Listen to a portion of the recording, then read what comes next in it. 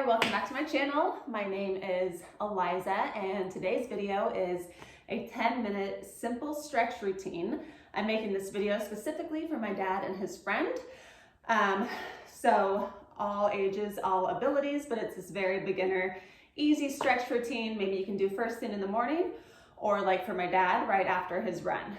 So the first thing, and you don't need a mat or anything fancy, you can use the carpet. You're gonna come down onto your back and kind of bring the knees from side to side. So this really helps to loosen up the low back. Try to kind of like relax into the mat, bring the knees from side to side, and breathing. And you can certainly do in your shoes still, or socks if you need. Then we're gonna bring one knee in, really bring the knee into the chest, pointing the left big toe, and switch. So kind of use the breath. Exhale, come deeper, and switch.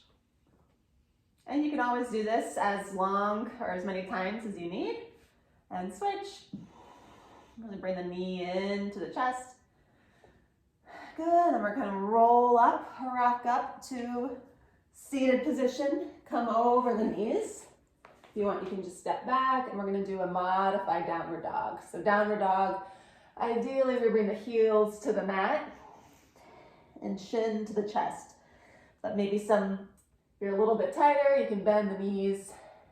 Just remember to relax the neck. Oftentimes we forget to relax the neck, but you can bring one heel down and the other. This will really help loosen up the back of the legs and the calves, especially after running.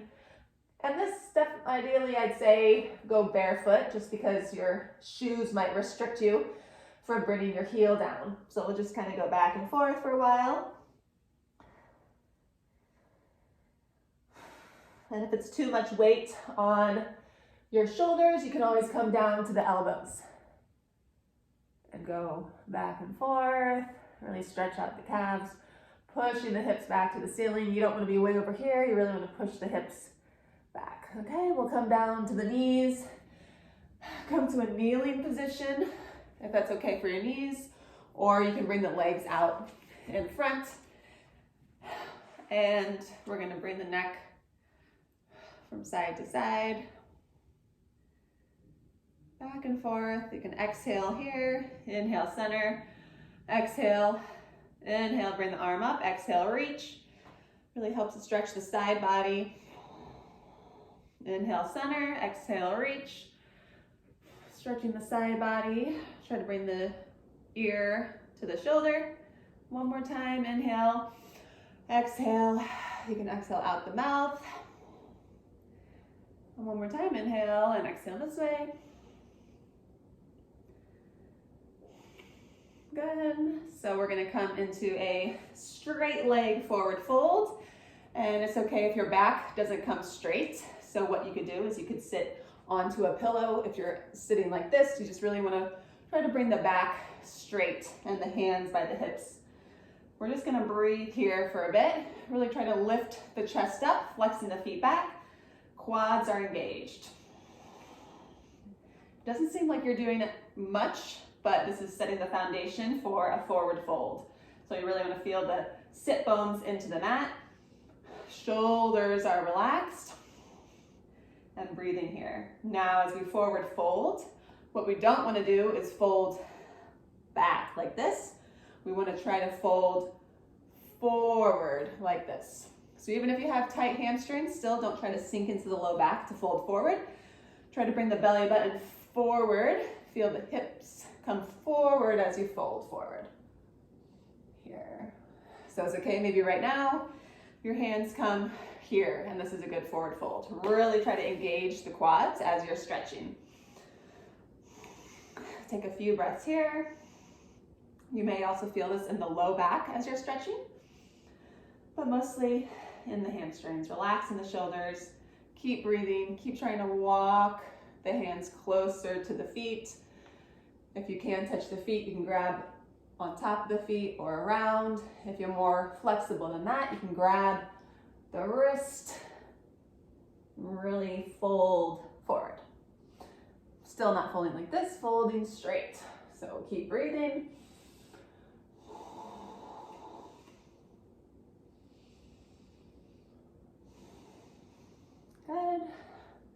Now we're gonna bring the right foot to the thigh on the floor and try to push the knee back. So once you push the knee back, your hips want to open.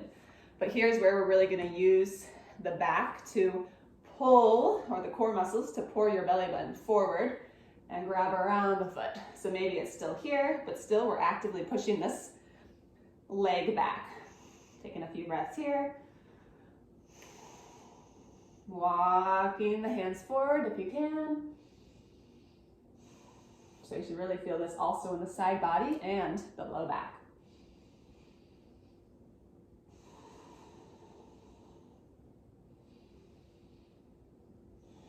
Okay, and we're gonna switch. So you wanna bring your right leg straight, left foot on the floor, but touching the thigh, pushing the knee back. Really try to square the hips, actively pushing this hip forward. Walk the hands to the foot. Counting 5 to 10 breaths.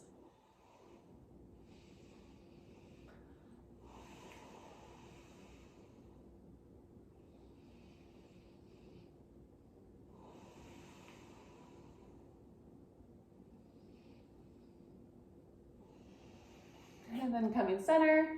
So now we're going to get into the hips a little bit. We don't want to do anything too strenuous. Pigeon pose is actually a little bit more strenuous than we may think. So we're going to bring the right leg in front of the left. And if this is too much on the knees, you can, put pillows or blocks underneath, but your knees might still be up like this. And we're going to reach forward. So definitely you'll feel this in your hips as you reach forward, and more flexible. Knees can come down and we can walk forward as much as you can. So we'll count 5 to 10 breaths. Like I said, maybe right now, this is all you can go, but really breathe into those hips.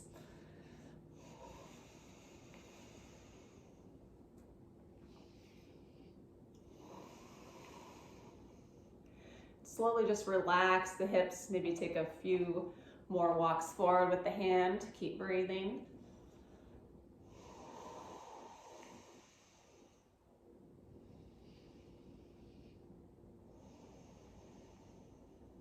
And we're gonna switch left foot in front. So this is a very doable hip stretch routine. It's not too much pressure on the knee joint, but just be careful and walk the hands forward as much as you can.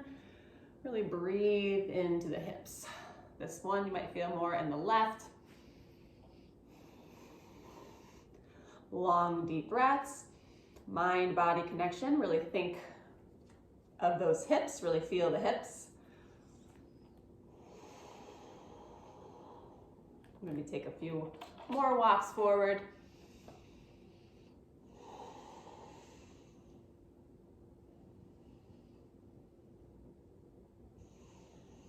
And inhale, come up.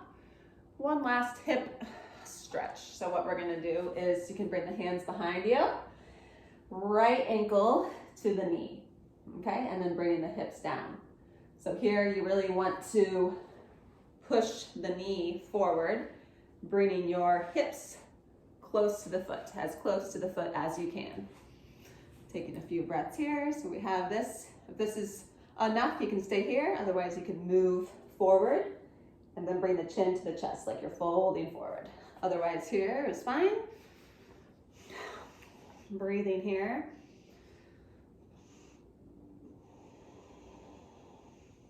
And you can also actively kind of push the knee down if it's okay for your knee.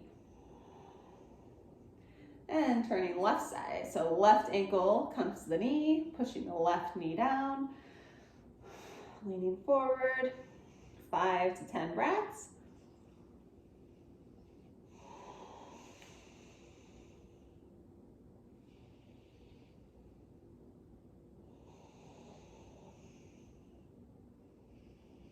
And keeping this left leg active is good. So you can flex the foot and really actively push the knee back. Okay, and then the last one, getting back into the hamstrings and abductors. So I do this after every run. So you're gonna come into a straddle Straddle might be here, that's fine.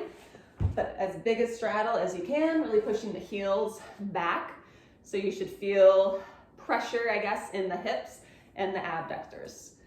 So we're just gonna try to stay here with a straight back. On the exhale, walk the hands forward. And don't go too far in this one. And also, don't allow the feet to cave in. You really wanna have some active effort here. So you're gonna push the feet back. So see how my feet are pointed up. That really helps get into the abductors. Bring the hands forward as much as you can. And you can walk from side to side. Once again, not going too deep and not making this strenuous. So you want your breath to be even and light. You don't want to be gasping for air. So this is just an easy stretching routine, like I said, ideally after a run. Just to help open the hamstrings, the hips, and